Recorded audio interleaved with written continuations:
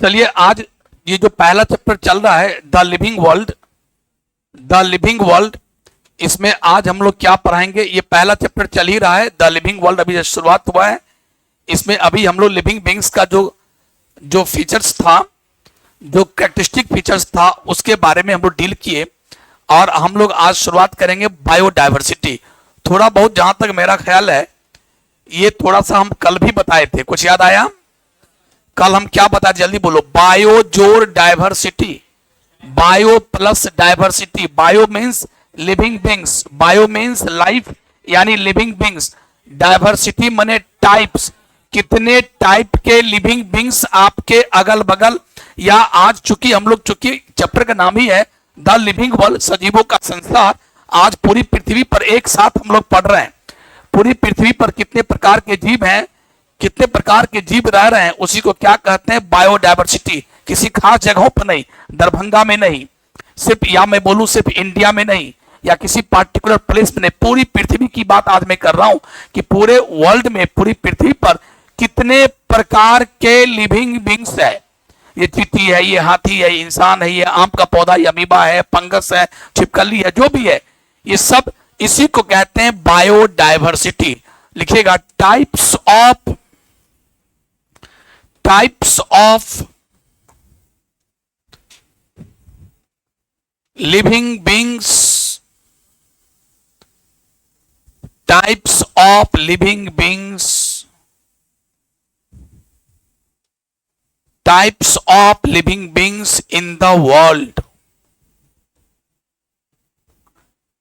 types of living beings in the world, types of living beings in the world is the biodiversity। भाई बड़ा आसान है, इस पे कुछ सोचना नहीं है। बायोडाइवर्सिटी का मतलब ही होता है कितने प्रकार के लिविंग बींग्स इस वर्ल्ड में है, बस उसी की चर्चा करना है। कल जाते जाते आपको बता के गए थे कि पूरी पृथ्वी पर कितने प्रकार के स्पीसीज रहते हैं बेटे, 1.7 to 1.8 मिलियन। जो भी आदमी आज पहली बार क्लास कर रहे हैं वो आराम से सुनिए, समझिएगा कि आज ही क्लास शुरू हुआ है। आप ये समझ के क्लास कीजिए कि आज ही क्लास शुरू हुआ है, द लिविंग वर्ल्ड पहला चैप्टर, और उसमें आज सर यही बता रहे हैं। पहला टर्म बायोडाइवर्सिटी, बायो जोर डाइवर्सिटी, लिविंग बींग्स का प्रकार, कितने प्रकार के इस दुनिया में है। दूसरी बात, आप कितने प्रकार के जरा बताइए, जवाब दीजिए। तो जवाब आपको हम कल दिए थे 1.72, लिखेगा अप्रोक्सीमेटली। अप्रोक्सीमेटली का मतलब क्या होता है, लगभग 1.72 1.8 million 8 million types of species of living beings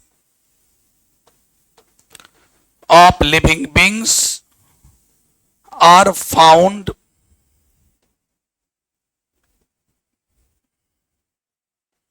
on the earth। लगभग 1.7 to 1.8 million type of species. इसको अगर लाख में बोलना चाहोगे तो कैसे बोलोगे, 17 लाख, यानी 17 लाख से लेकर 18 लाख टाइप का स्पीसीज इस धरती पर है। ये याद कर लीजिए। जैसा कि हम कल बताए थे, देखो इसमें रिसर्च काफी चलता रहता है, ऐसा नहीं कि 1.7 to 1.8 मिलियन ही होगा। अभी और भी बहुत सारे रिसर्च हो रहे होंगे और हो गए होंगे, थोड़ा सा और भी ऐड हो गया होगा, क्योंकि इतना करोड़ में है, 1.7 मिलियन में है। थोड़ा बहुत अगर 10-5 अगर रिसर्च हो भी गया तो कोई खास फर्क इस संख्या पे नहीं पड़ता है। इसीलिए फिलहाल यही डेटा है। और जैसा कि मैंने कल एक बहुत इंपॉर्टेंट डेटा और बताया कि 12वीं में जाओगे ना तो एक टॉपिक्स पढ़ोगे, एक टॉपिक्स यानी एक चैप्टर में है बायोडाइवर्सिटी एंड कंजर्वेशन। उसमें एक साइंटिस्ट थे रॉबर्ट मे, उनका कहना है कि धरती पर 7 मिलियन टाइप के स्पीसीज है। अगर आप चाहोगे तो वो भी लिख लो, अकॉर्डिंग टू जब बायोडायवर्सिटी की ही बात हो रही है तो उनकी चर्चा हो ही जाए। According to Robert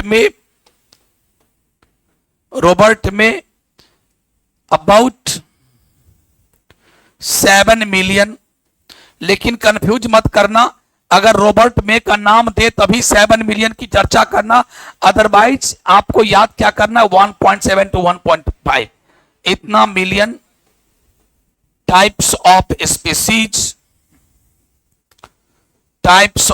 species are found on the earth. जितना खोज हो चुका, जितना इनको अंदाजा लगा, इनका कहना था कि 7 million type of species are found on the earth. अगर इनका नाम नहीं दे रॉबर्ट में, रॉबर्ट टी छुटा हुआ है, रॉबर्ट में का नाम नहीं दे और तब पूछे कितने प्रकार के स्पीसीज धरती पर हैं, तो आपको क्या रिप्लाई करना होगा, 1.7 to 1.8। और रॉबर्ट में का नाम दे दे तो आंसर क्या बोलिएगा, 7 मिलियन। याद रखिएगा। सबसे अधिक पृथ्वी पर कहां पर है, किस हिस्से में बायोडायवर्सिटी ज्यादा है, तो लिखिएगा मैक्सिमम डायवर्सिटी कहां है, मैक्सिमम डायवर्सिटी, बायो जोड़ दीजिए, maximum biodiversity is found in tropical rain forest. ये जगह का नाम है प्यारे, ट्रॉपिकल रेन फॉरेस्ट में काफी घने घने जंगल होते हैं, यहां धूप भी ठीक ठाक पड़ता है, सूरज की रोशनी भी ठीक ठाक आती है और बारिश भी ठीक ठाक होता है। इसी के कारण यहाँ पर पेड़ पौधे काफी फलते फूलते हैं और जंगल काफी घने होते हैं। जंगल जितने घने होंगे, जितना जहां फल फूल अधिक मिलेगा, वहां पर उतने ही अधिक प्रकार के जीव मिलेंगे। तो इसीलिए ट्रॉपिकल रेन फॉरेस्ट वर्ल्ड का वह जगह है जहां पर मैक्सिमम बायोडायवर्सिटी है। सो आप इसको याद कर लीजिए। ऑन द अर्थ का पता, पृथ्वी पर ही हम लोग बात कर रहे हैं। अरे जो भी चीज बात हो रही है, कहां की बात हो रही है, पृथ्वी की बात हो रही है ना, तो ऑन द अर्थ लिखिए। चलिए, या अगर ऑन द अर्थ बोलने में आपको बहुत दिक्कत हो रहा है तो इन द वर्ल्ड लिखिए। इस विश्व की बात में मैं कर रहा हूं, इस पूरे विश्व में कितने, यानी इस पृथ्वी पर, हम लोग तो पृथ्वी पर, लाइफ कहां है, पृथ्वी पर है, चांद पर थोड़े लाइफ है, शुक्र ग्रह पर थोड़े लाइफ है, कहीं लाइफ नहीं है। लाइफ अगर है पूरे इस यूनिवर्स में तो सिर्फ कहां है, अर्थ पर है। तो लाइफ की चर्चा कहां होती है, सिर्फ अर्थ पर। तो अर्थ की बात कर रहा हूं, इस वर्ल्ड की बात कर रहा हूं, मतलब अर्थ की बात कर रहा हूं। चलिए, अब ये बायोडायवर्सिटी यहीं पर समाप्त होता है।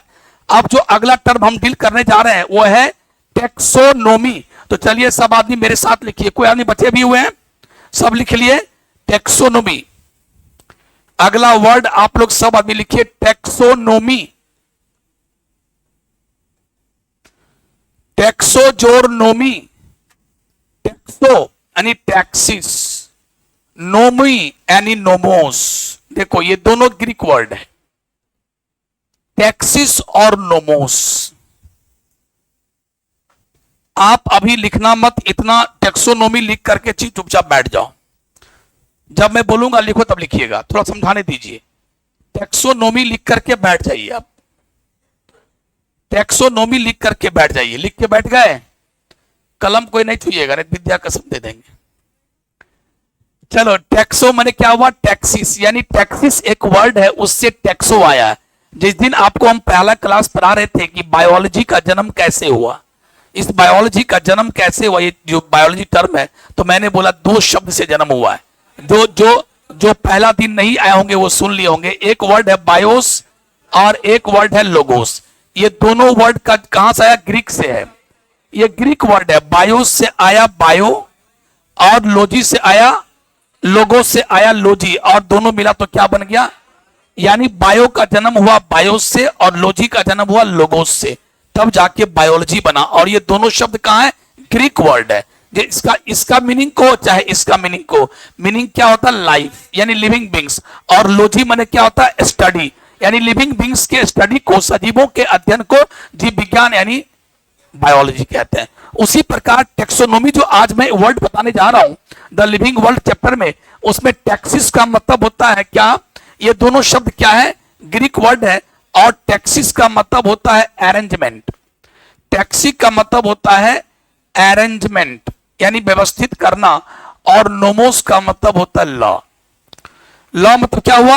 नियम कानून, यही सब। तो प्यारे, आज जो ये चैप्टर पढ़ रहे होता है लिविंग वर्ल्ड, इतने लिविंग बींग्स है 1.7 to 1.8 मिलियन। माइंड ब्लोइंग, इतने इतने संख्या में है।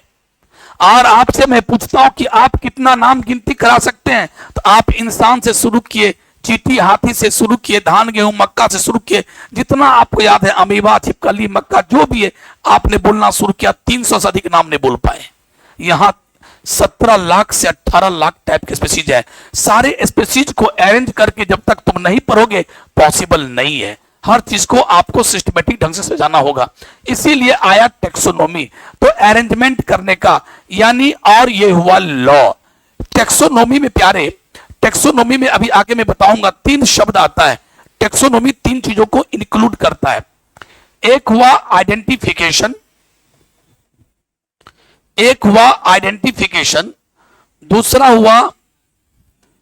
दूसरा हुआ नोमेनक्लेचर, और तीसरा हुआ क्लासिफिकेशन। अभी कोई लिखिए मत, ये 3 शब्द है। आइडेंटिफिकेशन मतलब अच्छे से पहचान कीजिए कि ये लिविंग बींग्स कौन है। ठीक है, इस लिविंग बींग्स को कहां रखा जाए, पहले पहचानिए, उसको डिस्क्राइब कीजिए पहले कौन है वो।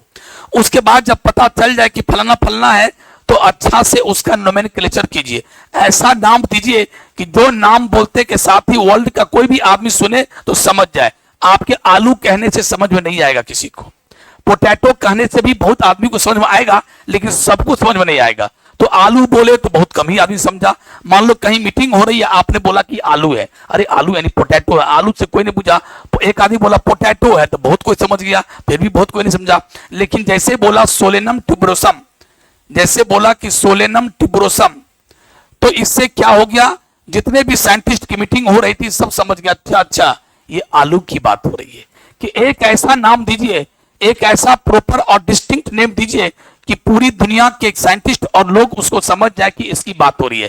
क्योंकि आलू वगैरह, कहीं आलू बोलता है, कहीं कांदा बोलता है, तो वो लोकल लैंग्वेज जो होता है वो अलग अलग होता है।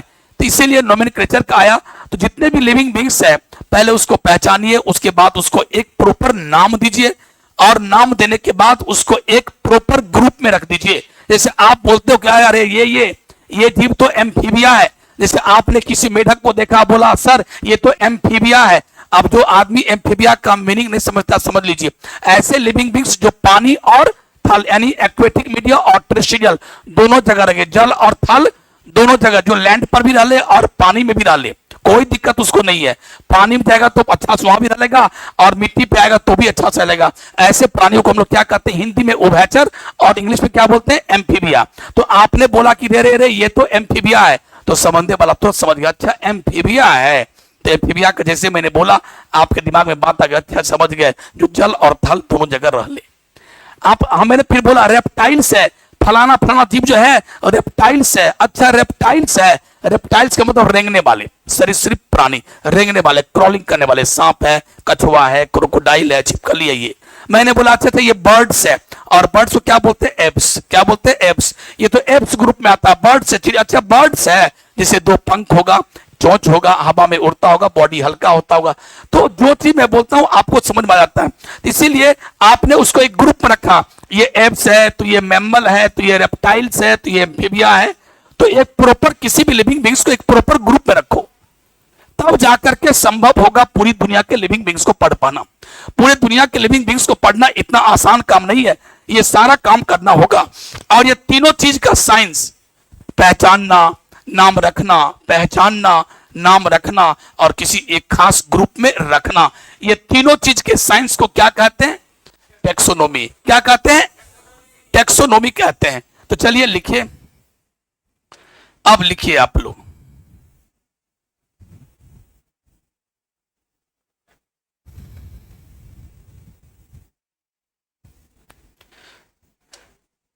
इतना लिखो, समझ में लिखो, टैक्सिस और नोमोस लिख लो, पहले फटाफट लिखो, शुरू करो। लिख लिया तो यहां से लिखो, ये सब लिखोगे। टेक्सोनोमी यहां लिखो, लाइन खींचो टैक्सिस, यहां खींचो नाम नोमोस, यहां लिखो अरेंजमेंट, इसका में लिखो लॉ, और यहां पर लिख दो बीच में नोमोस मीन्स, यहां लिखो मीन्स, मीन्स का हिंदी क्या होता है मतलब, और टैक्सिस का मीन्स, मीन्स इसका माने मतलब, taxis means arrangement, nomos means law, nomos means law. कितना पसीना बन रहा है। तो लिख दिए, लिखेगा इसका डेफिनेशन दे दीजिए, इसका डेफिनेशन लिखिए। डेफिनेशन कहे तो इसका परिभाषा क्या होगा, टेक्सोनोमी शब्द का परिभाषा क्या होगा, लिखिए। It is the study of principles and procedures. It is the study of principles and procedures for identification, nomenclature and classification.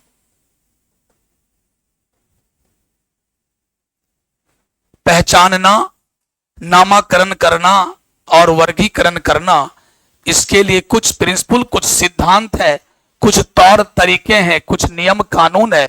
इस चीज के स्टडी को हम लोग क्या कहते हैं, टेक्सोनोमी कहते हैं। तो प्रिंसिपल्स क्या हुआ, प्रिंसिपल हुआ सिद्धांत, प्रोसीजर क्या हुआ तौर तरीका, तौर तरीके, नियम कानून कायदे। सो it is the study of principles and procedures. क्या प्रिंसिपल है, क्या सिद्धांत है, क्या तरीका है, क्या कायदा, क्या कानून है कि हम कैसे किसी को पहचाने, कैसे उनका नामाकरण करें और किस ग्रुप में उनको रखें। इस सारी चीजों की स्टडी को हम लोग क्या कहते हैं, टेक्सोनोमी कहते हैं। मैं समझता हूं कि सब इस चीज को आप भली भांति समझ गए होंगे। इसका मतलब आपके सामने, और ये टेक्सोनोमी शब्द जो है, ये टेक्सोनोमी वर्ड किसने दिया, लिखो taxonomy term was given by A P de Candolle. A P de Candolle, कहीं कहीं डी कैंडोले भी लिखा रहता है, डी कैंडोले भी लिखा रहता है। टेक्सोनोमी टर्म, टर्म का हिंदी क्या होता है, शब्द। ये टेक्सोनोमी जो वर्ड है, जो शब्द है, किसने दिया, वॉज गिवन बाई, किसने दिया, एपी डी कैंडोले। साइंटिस्ट का नाम है एपी डी कैंडोले। तो ये शब्द किसने दिया, बड़ा आराम से समझिए, तीन वर्ड, और ये तीन वर्ड इंक्लूड क्या, लिखिए टेक्सोनोमी। इसको आप रिपीट कीजिए एक वर्ड, टेक्सोनोमी इंक्लूड्स। ये तो आपने डेफिनेशन में लिख दिया, आप अलग से थोड़ा लिख दो। टेक्सोनोमी इंक्लूड्स, पहला आइडेंटिफिकेशन, आइडेंटिफिकेशन, दूसरा नोमेनक्लेचर, नोमेनक्लेचर, और तीसरा क्लासिफिकेशन। और एक एक करके सबका हम लोग परिभाषा दे देते हैं, एक एक दो दो लाइन का परिभाषा है, दे देते हैं। आइडेंटिफिकेशन यानी पहचान करना कि उसका क्या कॉमन नेम है और कहां उसका प्लेसिंग है, कहां रखा गया, किस ग्रुप का है। लिख लिए भाई, जल्दी लिखिए। Taxonomy includes three words, identification, nomenclature और क्लासिफिकेशन। क्या क्या है, एक आई से है, एक एन से है और एक सी से है, आई एन सी। तीनों वर्ड जो जो लिख लिए हैं वो मन ही मन बोलिए, तीन वर्ड कि टेक्सोनोमी में कौन कौन वर्ड आता है, बोलना बोलिए। Identification, nomenclature, classification. Identification, nomenclature और क्लासिफिकेशन, तीन वर्ड आईएनसी याद कर लीजिए। इंक्लूड्स का मतलब जहां पर जिसको इंग्लिश हिंदी जहां भी कोई प्रॉब्लम हो, यू मे आस्क, बिना हेजिटेशन का, बिना कोई संकोच का आप पूछेंगे। You may ask any question without any hesitation, कोई शर्माने की बात नहीं है। इंक्लूड्स का हिंदी क्या होता है, शामिल करता है। और अभी तक हम इंक्लूड्स 2-3 बार लिख चुके हैं। जब जब मैं किसी चीज का हिंदी लिखूं, मीनिंग बताऊं, तो उसका मीनिंग कहीं लिख लिया कीजिए और दिमाग में रखिए कि सर क्या उसका मीनिंग बताए, तब जाके अच्छा होगा। बार बार एक ही चीज का मीनिंग बताना थोड़ा टफ लगता है, लेकिन चलो आप पूछ सकते हो, घबराना नहीं है। टेक्सोनोमी इंक्लूड्स, यानी टेक्सोनोमी शामिल करता है किन किन शब्दों को? आइडेंटिफिकेशन को, नोमेनक्लेचर को और क्लासिफिकेशन को। क्या ये 3 वर्ड आपको याद हुआ? आप खड़े हो जाइए, बोलिए। टेक्सोनोमी शब्द, जो टेक्सोनोमी है वो किन किन शब्दों को शामिल करता है? बोलिए तीनों वर्ड का नाम। खड़े हो जाइए पहले आप, बोलिए। आइडेंटिफिकेशन, बोलिए। आइडेंटिफिकेशन का हिंदी पहचान करना। अगला बोलिए नोमेनक्लेचर। देखिए भैया प्रोनाउंसिएशन भी में बहुत दिक्कत होता है, आप लोग को प्रोनाउंसिएशन में भी दिक्कत है, उच्चारण करने में, तो जितना बोल बोल के पढ़िएगा उतना अच्छा होगा। तो आपने पहला बोला आइडेंटिफिकेशन, तो आइडेंटिफिकेशन और नोमेनक्लेचर। अगला बोलिए क्या है? नोमेन। और अगला क्या है? क्लासिफिकेशन। अगला क्या है? तो बोलिए जोर जोर से, तब होगा। बैठिए, चलिए पहला टर्म के बारे में चलते हैं। लिखिए आइडेंटिफिकेशन क्या है? आइडेंटिफिकेशन क्या है? क्या लिखोगे परिभाषा?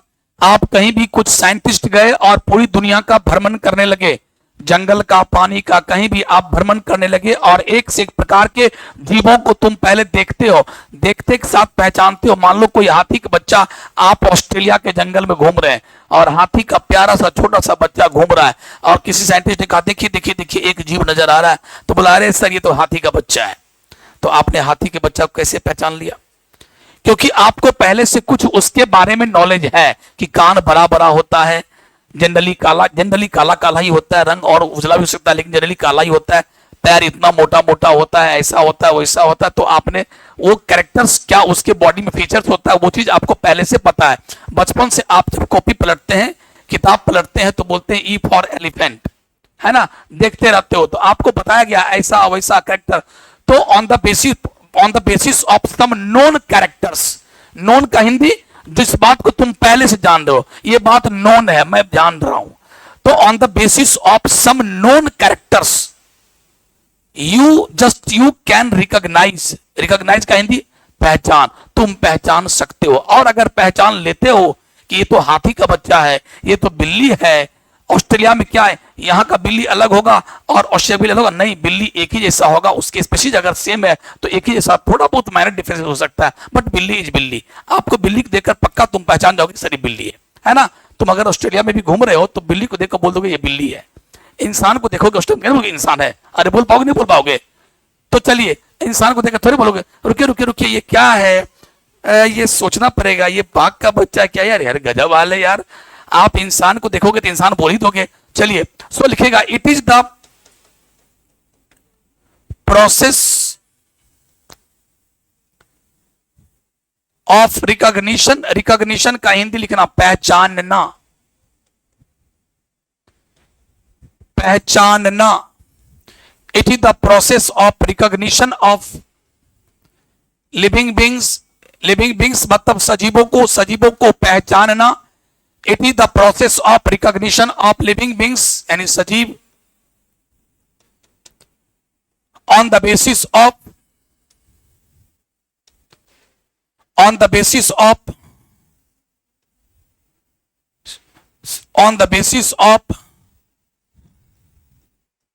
some known characters और फीचर्स। कुछ फीचर्स माने गुण, कैरेक्टर माने भी वही होता है गुण, जो तुम पहले से जान रहे होते हो, वो आपके जहन में है, आपके नॉलेज में है। उसके आधार पर आप अगर किसी जीवों को रिकॉग्नाइज करते हो तो आप इस प्रोसेस को क्या कहोगे? आइडेंटिफिकेशन। आइडेंटिफिकेशन।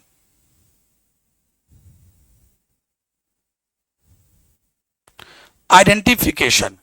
आइडेंटिफिकेशन के बाद जल्दी बोलिए अगला क्या था? नोमेनक्लेचर। नोमेनक्लेचर का हिंदी क्या होता है? नामाकरण। जब घर में बच्चे जन्म लेते हैं तो बच्चे का भी नामाकरण होता है, पंडित जी आते हैं और उसका टाइम वगैरह लिखा जाता है कि किस टाइम जन्म हुआ, किस दिन जन्म हुआ, किस साल जन्म हुआ, सब कुछ लिखा जाता है। उसके बाद पोथी पत्रा निकालते हैं और पंडित जी बोलते हैं इसका नाम ह से होगा, इसका नाम ख से होगा, ये पुनर्जन्म में क्या था, चूहा था, मूसक था, फलना था, सब कुछ बोल देगा।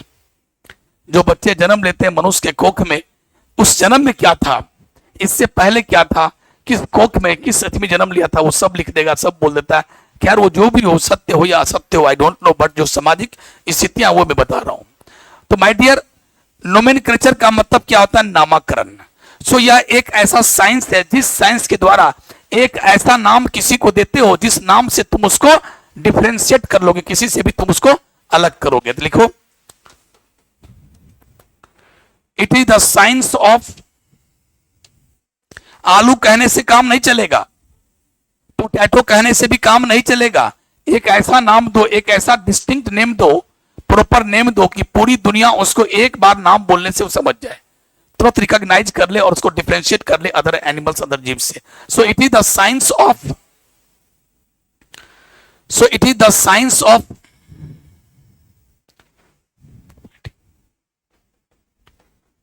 it is the science of providing the distinct and proper name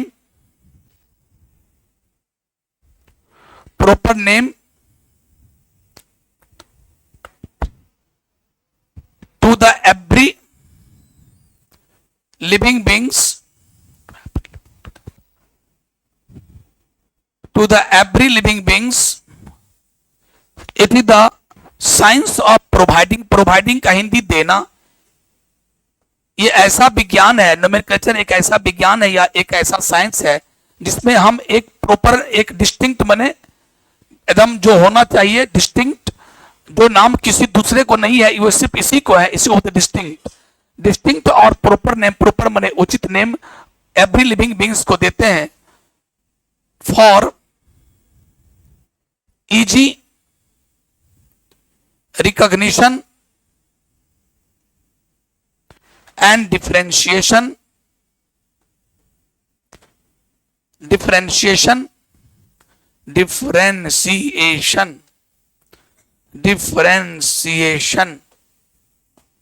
easy recognition and differentiation from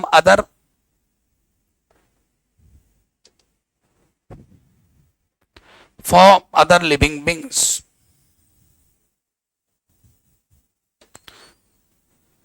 अगर एक बार अगर आपने बोला मैंगीफेरा इंडिका, आम का वैज्ञानिक नाम क्या है, बोलने के लिए साइंटिस्ट उसको आम भी बोल सकता था, बोलने के लिए साइंटिस्ट उसको मैंगो भी कह सकता था, लेकिन मैंगो बोलने से भी काम नहीं चला, आम बोलने से काम बिल्कुल ही नहीं चला। जब अंतिम में एक नाम रखा गया क्या कि मैंगीफेरा इंडिका, जब बोला तो पूरी दुनिया के लोग समझ गया।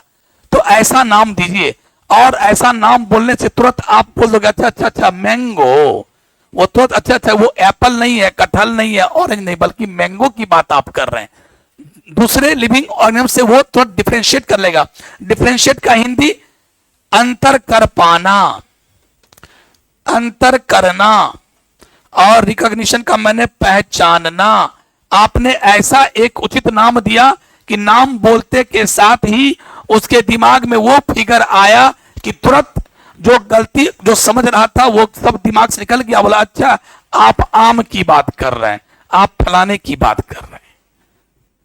तो यही है। So it is the science of providing distinct and proper name to the each and every living beings for easy recognition and differentiation from other living beings. चलिए, ये था नोमेनक्लेचर।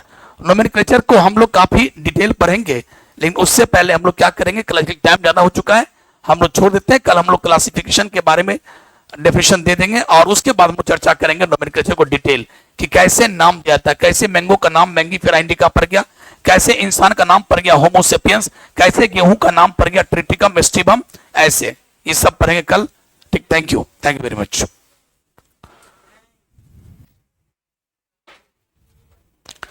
आप में से जिसका जिसका एडमिशन नहीं हुआ कृपया ऑफिस जाएं और एडमिशन ले लें। 1 से 2 दिन हो जाता है, आप एडमिशन तुरंत ले लें। और कोई जरूरी नहीं कि 2 दिन इंतजार करेंगे हम डेमो लेंगे, कोई जरूरी नहीं है, आप पहले दिन भी एडमिशन ले सकते हैं।